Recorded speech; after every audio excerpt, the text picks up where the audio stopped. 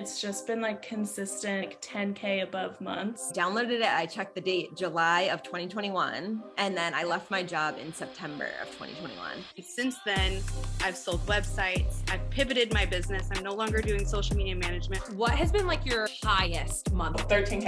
It has literally changed my life. When you were designing on WordPress, were you charging way less? Like, what is that like? Yeah, way less. I think my first WordPress was like $500. $500 for a WordPress site versus like up to $5,000 for a Showit site. I'm so excited to have our guest interview with Melo. I feel like you're the one and only. You truly are so unique in so many ways. I freaking love you. I'm so excited to have you on the podcast. So let's start off with your elevator pitch. Give us like a quick little rundown on who you are. Okay. I'm Melo of Melo Creative. I am a brand and web designer, creative consultant. There's like a long list of stuff, but let's keep it at that because that feels the most cohesive. I've known you for, oh my gosh, it's been like a couple years now. I found Becca on TikTok and then went into the whole journey of like learning how to do web design and launching my own business. And it's just been like such a wild ride the past couple of years. And I can't believe I'm like sitting here talking to you about it now. It's pretty wild. It really is. It's so crazy that it's already been that long, but I feel like we've had so many experiences where if you're listening to this, just know that like we're besties. Like we're actually friends now. Like she's like stayed at my house and I've like gone to dinner at her house. So we're like actually good friends now, which I feel like is the coolest thing about the online space. Honestly, if you're like open to expanding on friendships, like they don't have to be just Instagram DM friends. Like you can actually meet people that are like, okay, dude, you're dope. Like we're friends. Yeah. You just have to like take a little bit of a risk because you just never know if you're going to like vibe with someone. And there's certainly people I've met in the online space that I don't vibe with, but it's just like really fun to like build these friendships over DMs and then be like, what are we doing? Like we could be IRL besties. Let's meet up. And then you like find some people that you like just really get along with and you like grow together as friends and like business friends as friends. But yeah, yes. I'm very happy that we have a real friendship. It's awesome. I know. I love it. Okay. So fast forward, or I guess flashback 2 years, you found me on TikTok. And what were you doing when you found me? Were you already working for yourself or were you still working for the company that you were working with? I was already working for myself for maybe like a year or two already, but I was kind of just getting started. I feel like I'm still just getting started, but I was really still figuring out like what I even wanted to offer. I was doing like a lot of social media management, a lot of content creation for brands. And I was starting to do branding projects and different, brand identities for businesses, but I wasn't yet offering like the packages that I do now or doing web design at all. So you were kind of dipping your toes in like multiple different avenues, trying to figure it out.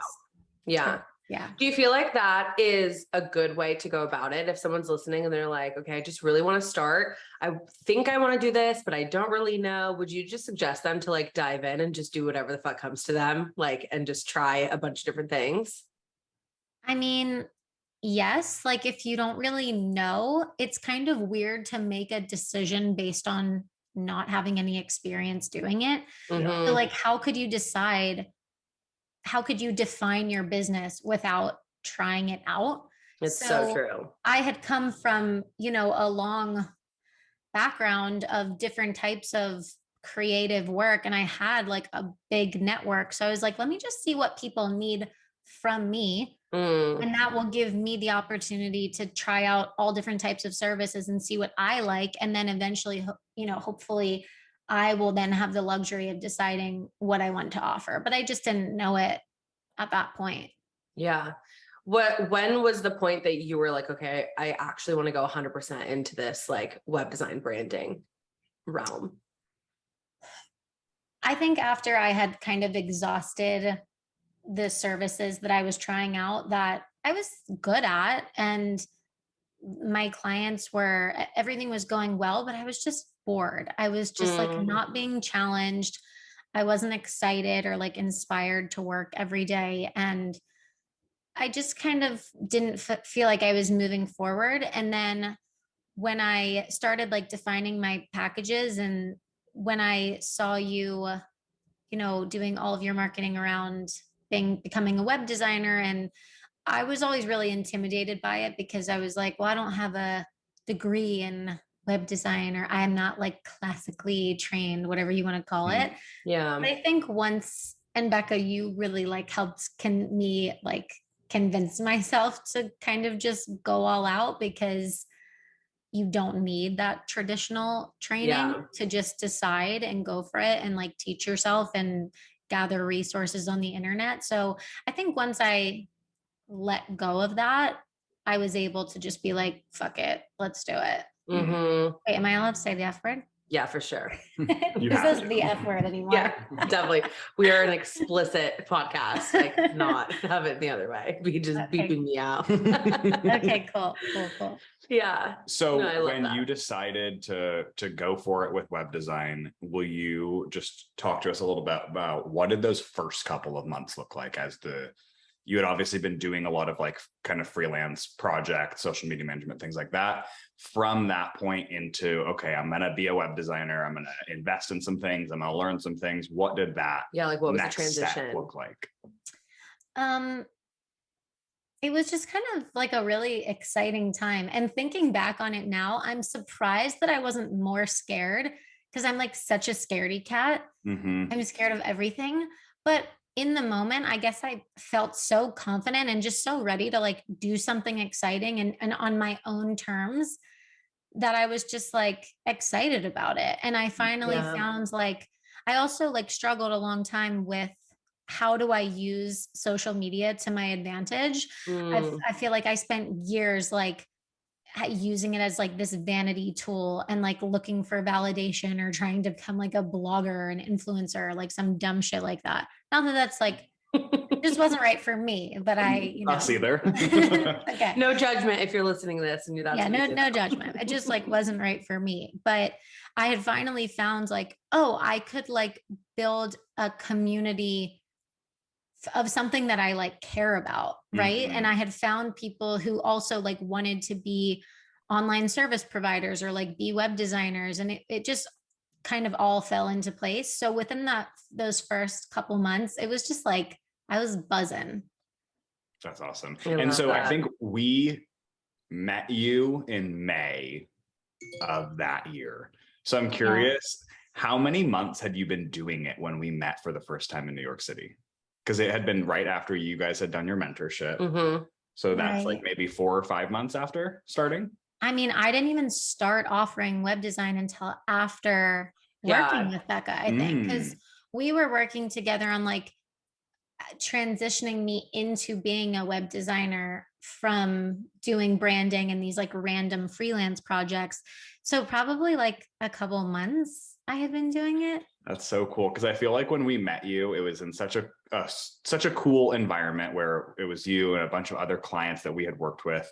But I feel like when you came in, both Becca and I knew, we were like, all right, this girl is gonna do it. Yeah, for sure. Like we just knew you had an energy about you that whether you're just it such a cool girl, and the branding or the web design or whatever, we walked away being like, all right, Melo's doing it. Oh my God. I'm gonna start blushing. That's really nice to hear. If you guys think I'm a cool girl, then I'm good with that. We made it. So, okay. Thank you for filling us in on kind of the beginning. You want to fast forward to now and talk a little bit about what does life and business look like now? Yeah, it's crazy how much it changes. Like I worked full time in New York City for like 8 years, and I can like, like there was some progress made. Like I did different things, but it's crazy like having your own business and how much can change in a year. Yeah. Versus when I was in seasons. Oh my gosh. I mean, if you're not changing, if you're not completely redoing your business every 6 months in the first couple of years of business, then like, what's wrong with you? Yeah. No, absolutely. Yeah.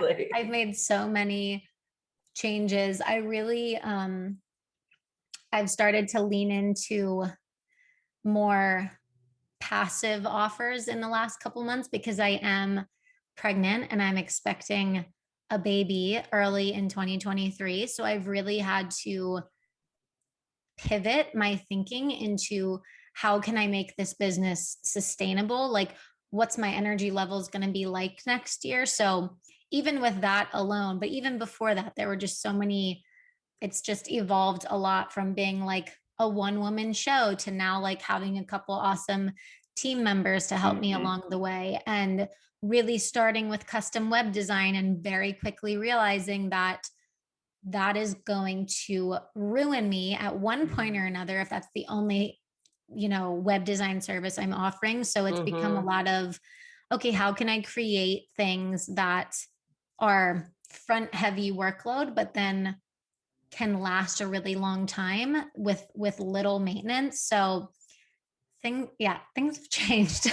Yeah. So we launched a template shop. Well, and they're about to change so much more with everything happening. Yeah. But so you launched a template shop. Do you feel like that was so that you could kind of create freedom of like creating passive income when you have a newborn and you don't really have the energy to invest into client work as much? Do you feel like that was that kind of like trajectory? Yeah, to help you out. Yes, but really, I mean, that decision was made even before I got pregnant. And it's funny because the template shop was really like a double need for my business because one, I didn't have any passive income at all yet. And I knew that people were really liking my web design style. And I feel like a shop could be successful if I created that from a passive income standpoint, but also it also allows my team to take on confidently more web design projects because the custom web design, I didn't have like my process 100% nailed down because it was so custom every single time. Right. So really the templates, the first priority was just having that be how we work with web design clients. It's like pick a template and we're going to customize it for you. So that was the number one need.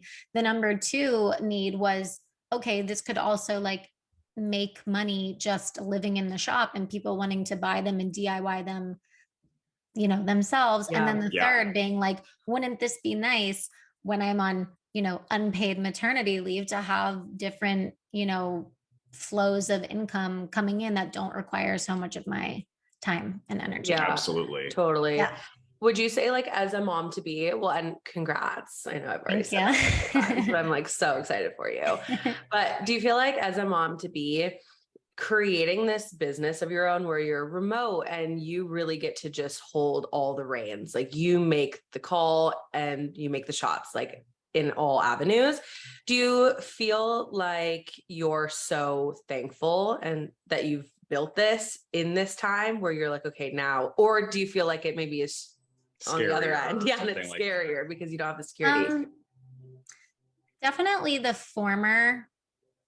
Not that it's not scary and terrifying, and there are a lot of cons. Like there's a list of pros and cons, right? Obviously, as like someone who is going to go into an undetermined amount of time of maternity leave without consistent, retainers and income and things like that, like that's scary.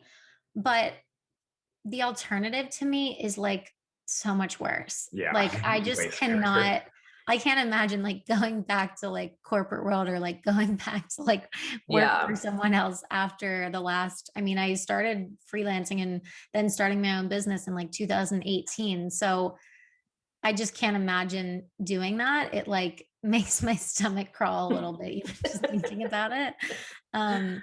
But I am happy that I have it set up. And also it's really all under my control. If I want to make more money, I can. If I want to work more or work less, I can.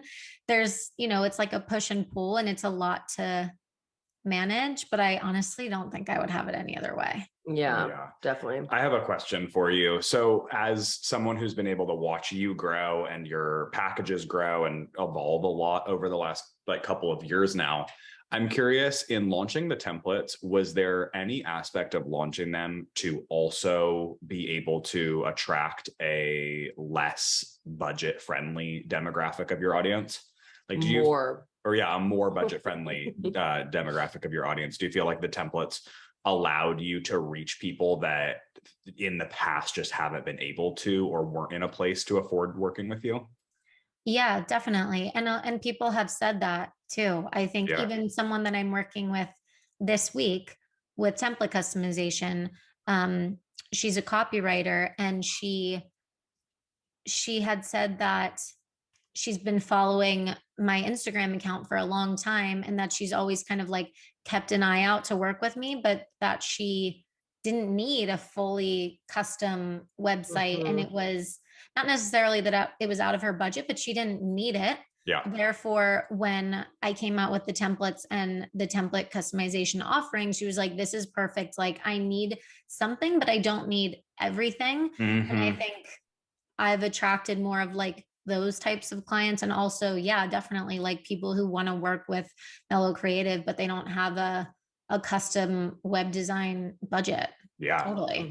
Absolutely. When we launched our templates, I felt like that was such a cool part of the new aspect of the business, and one that I personally hadn't really felt like I had even like accounted for how, I don't know, kind of how cool that feels to be able to see all these people being like, hey, I just got a template.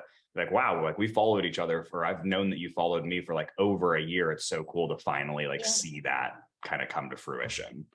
Yeah. And I think everyone and every business like should be able to like have access to great design, great web design. And it doesn't, like, as much as custom web design is great, like it's not for everyone. Not everyone needs it, and everyone like should be able to have that for their business. So I'm happy that I was able to kind of create something that just was more accessible for people. Yeah, that's awesome. Yeah, I feel like I have obviously gone on TikTok a lot and talked about creating templates and why it's so important. And some people will comment and be like, oh, like this is just for you to make a profit. Like this is such a money grab type thing. Like it's just beneficial to one party and that's who's selling it. And it's so not true, because it's so valuable. It's a win-win situation. It's like you get to create something once, create passive income for yourself, but then like you said, it creates accessibility to someone who genuinely wouldn't be able to invest into a website. And it's like, why they need a website? Like they want great design. And so it's creating something that they can actually reach. And especially for people in the first, let's say like year or two. So it's a complete win-win for both parties. Yeah, totally. I mean, that person's just a hater and they're just jealous that they're not doing that and making money and creating a community. Like, that's true. There's always going to be those people. Yeah, I seem to have a lot. So what's next? You've launched templates, you're about to have a baby, gonna maybe slow down a little bit in the business as a chapter, as a phase. Do you envision bringing the family aspect into the business more, or keeping that separate? That's a good question, and not something that I've really thought about yet. I think that the way it will affect my business is doing not necessarily the business offering less services, but being limited in how many, service providing projects we take on per month. Yeah. Because thankfully I do have team members supporting on client projects, which is, as a projector, as I pay close attention to my human design, but that's probably what I need the most support with. So I feel like that will be affected slightly, but who knows? I may come back with more energy than ever. Yeah. I just, you don't really know. But in the new year, I am planning on coming out with my next, like, I guess you could call it like a passive offer. But I've been talking to Becca about this for like probably a year now, which is creating a course, like a education source for people to learn how to build and execute an epic brand shoot, which is kind of like my thing, like my bread and butter. And I just feel like it's like time for me to create this because there is like an opportunity where it could really help people in our community because I get asked about brand shoots a lot. So that's something that I'm really looking forward to, and like adding more things to the shop, more website templates, like other smaller digital products. Yeah, I'm excited to see those. I feel like that's like an aspect of you that I am excited to see. Thanks. Yeah, and I really haven't seen people do that, especially not from the photographer's perspective, which just is a really different perspective. Yeah. It's like, you know, what is required of someone to create imagery for themselves to actually like elevate and build their business, because it really can like connect you. Your photos are so powerful in your brand. Yeah, I think that people don't know where to start with like creating a cool brand shoot.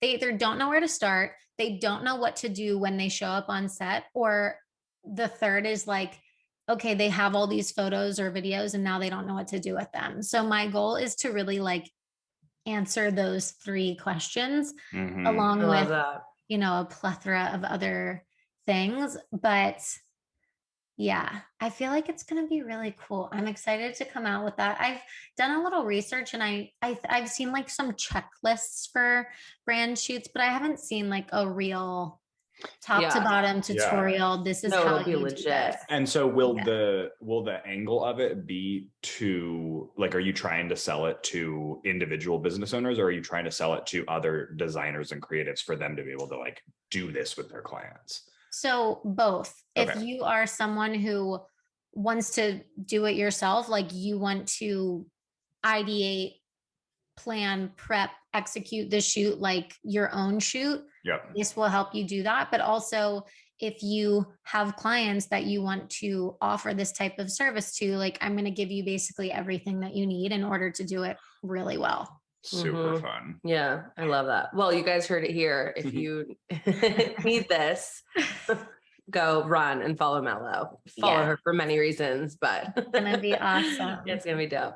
Okay, so I have a question. Actually, I guess we're kind of going back in time for a sec, but when you were working in, because was it an agency that you were working at? Was that like your last official job? What was the final, like, okay, I'm gonna quit and I'm gonna do something else, and it's fucking crazy. What am I doing? But I'm gonna do it. What was that moment for you? That's a good question. Okay.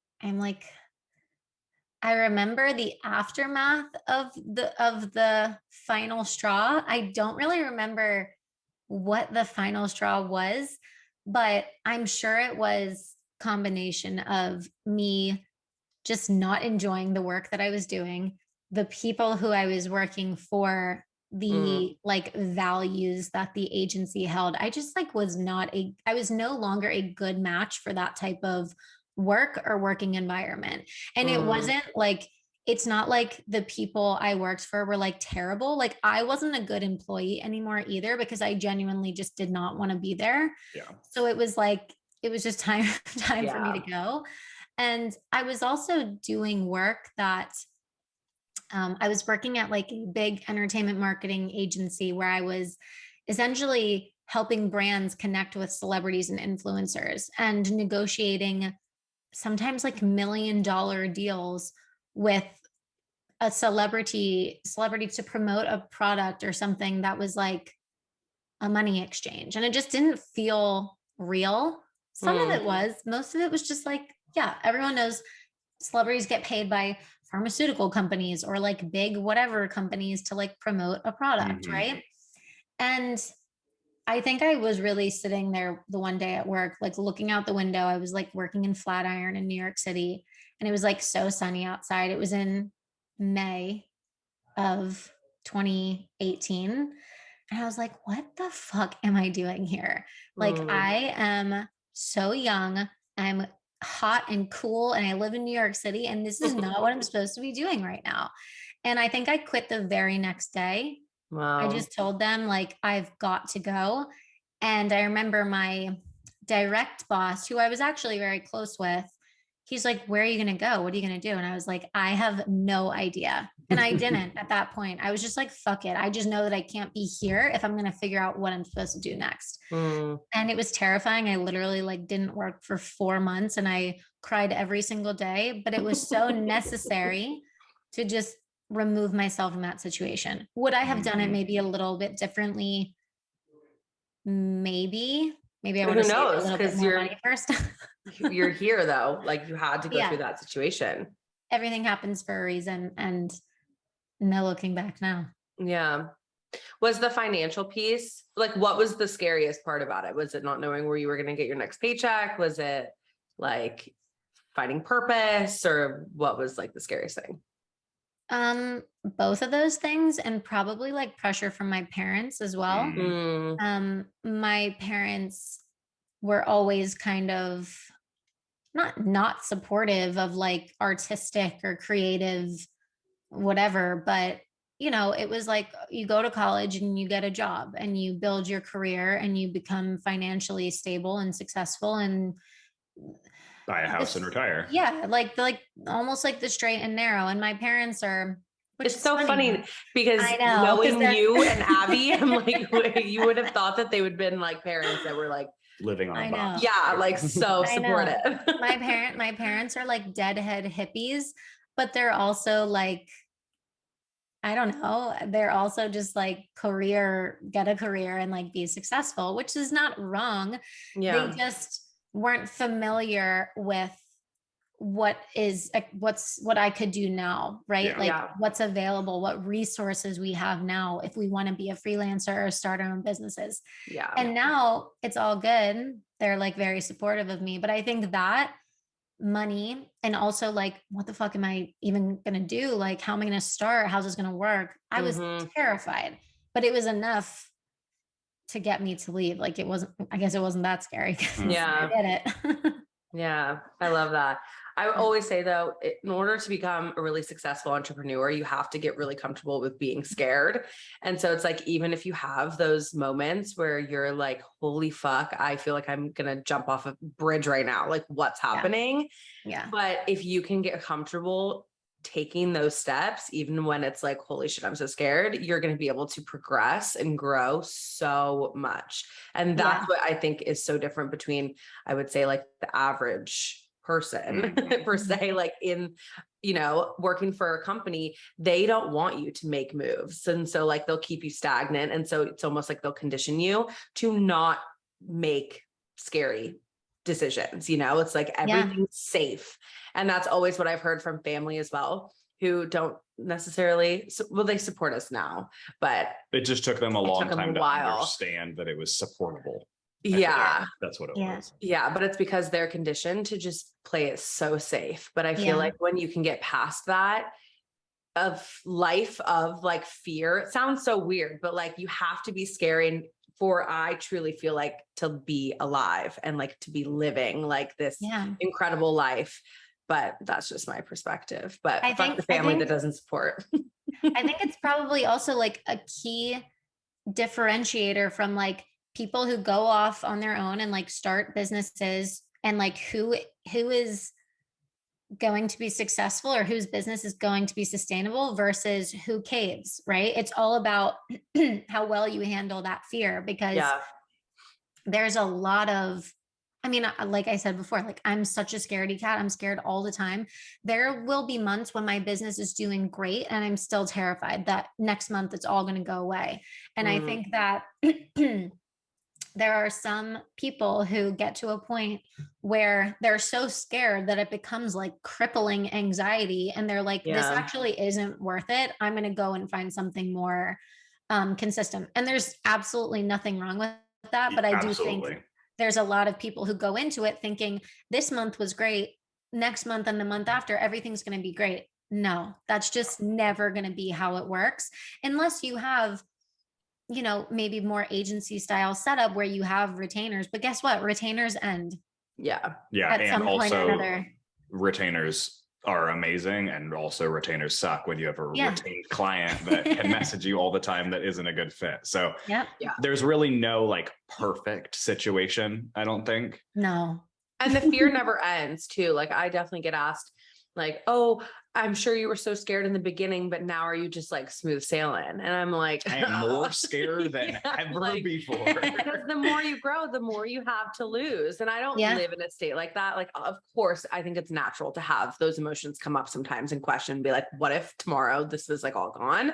Mhm. But I think it's good to remember that like, even if you've been able to build what you've built, you can build anything and you can do it all over again if you need to. Like you're gonna have the skills that is applicable to so many different, directions. So many different, and even service offerings. I think that's true. That's one cool thing about kind of entering the online space. And I would say even the foundational work that I have been able to both help inspire you to do and watch you do is that you've really built skills that are so transferable. Like let's say 12 years down the line, you have no interest in offering web design anymore. What you've learned how to do and kind of picking an audience. 12 years is a really long time to be at that time. Well, I was thinking like in 3 years, you probably are still offering similar things. So 10 years plus down the line, you're offering different things, and the skills that you know how to do in terms of like picking an audience, picking something to sell based off their needs, and then going on to like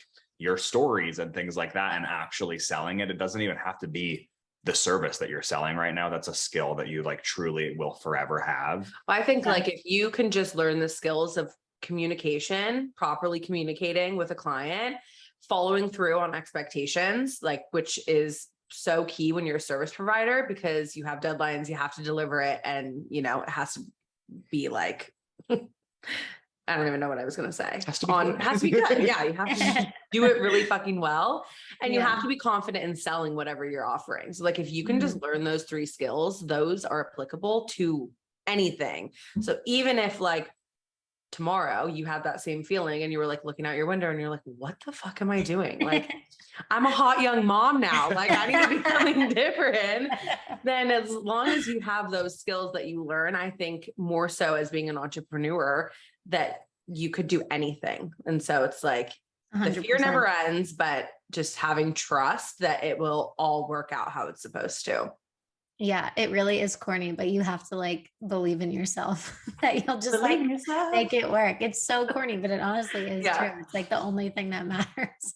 No, it is true. I feel like anytime you give business, not you specifically, just anyone business advice, it all is so cliche, but it's just all so true. Yeah. Yeah, it is. It's like confidence is everything, because especially for people like moving into the online space, like a lot of people are like dipping their toes in what they're offering. And like, it is kind of tricky with like, well, when are you an expert? When are you this? When are you allowed to use those words? But ultimately it like doesn't really matter. It matters if you feel confident enough in your service, and if people are trusting you, and if you're delivering great work, then like, that's really all there is to it. I don't give a shit about what a qualification or what word that you could technically use. Like, it's just not relevant anymore. In terms of titling yourself. Yeah. I feel like expert might be I hate when it's my biggest ick. I feel like Literally hate your biggest what? It's my biggest ick when people call themselves an expert. It's just like, what makes you an expert? Do you have, well, it's also like when people like in our online space like commonly call themselves a social media expert, and I'm like, you're quite literally not a social media expert. Like go Google expert. Yeah. Like you need to have 10,000 hours of this skill. Should we Google it? Should we Google expert? It's 10,000 hours. 10,000 hours. Oh, really? Okay. Yeah. Well, that's a whole nother topic for another time, but I am just so appreciative of having you here. I feel like everyone who just listens and talks to you and just like vibes with you, just is obsessed with you, because you're just so freaking cool. Such a cool girl. So I hope that everyone listening like goes and just becomes best friends with her now, but just know that you can't outrank me. in BFF level. Yeah.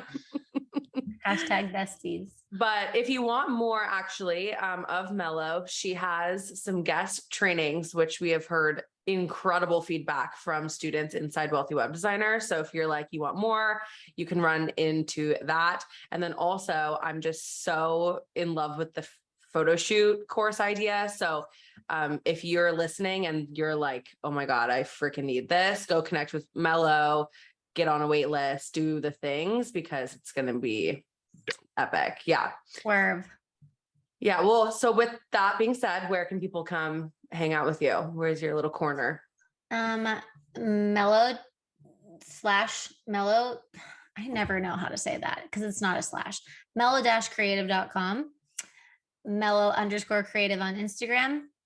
And officially Melo_doing stuff on TikTok, because I'm starting this journey over and I'm just gonna have some fun. I love that.